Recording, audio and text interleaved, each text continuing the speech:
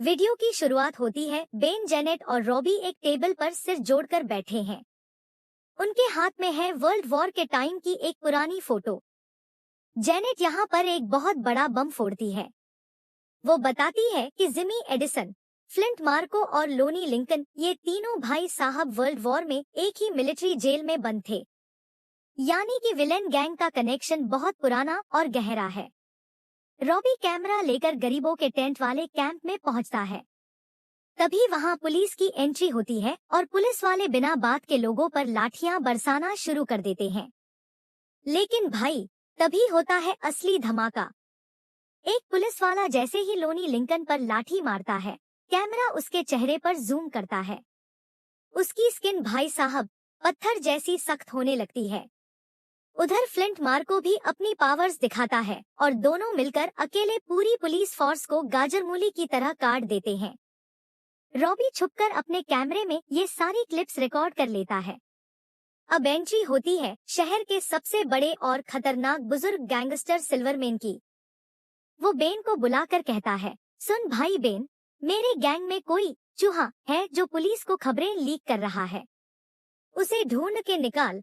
Ben अपनी जासूसी से तुरंत समझ जाता है कि गद्दार और कोई नहीं बल्कि कैट हार्डी है। लेकिन बेन यहाँ कैट को फंसाता नहीं है, बल्कि अपना 200 IQ वाला दिमाग चलाता है।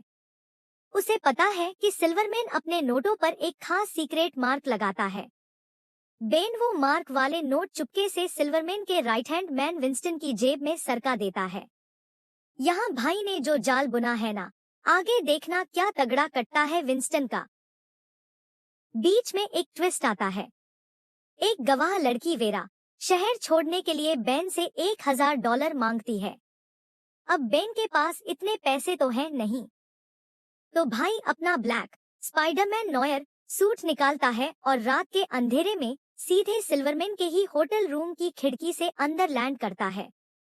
यहाँ हमें स्पाइडर सेंस का एक बहुत ही कूल इस्तेमाल देखने को मिलता है। बेन तिजोरी पर हाथ रखता है, अपनी जादुई स्पाइडर सेंस और सुनने की ताकत को ऑन करता है।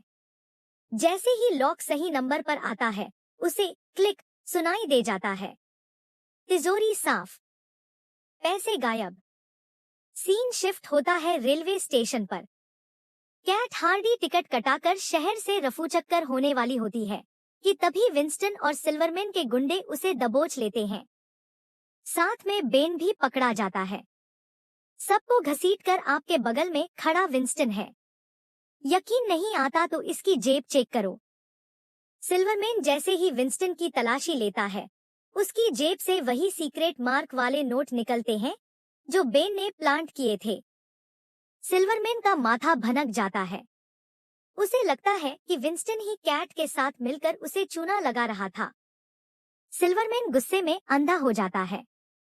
वो अपनी गन निकालता है और धाने धाने करके विंस्टन को गोली मार देता है। विंस्टन सीधे पीछे बने एक गहरे गड्ढे में जा गिरता है। इसके बाद सिल्वरमैन ठंडे दिमाग से बेन की तरफ देखता है और कहता है, तुम्हें फावड़ा चलाना आता है, क्योंकि हमें एक और कब्र खोदनी पड़ेगी। और इससे पहले कि बेन कुछ बोले, बैकग्राउंड में एक और जोरदार गोली चलने की आवाज आती है और स्क्रीन पूरी तरह से ब्लैक आउट हो जाती है। एपिसोड यहीं खत्म।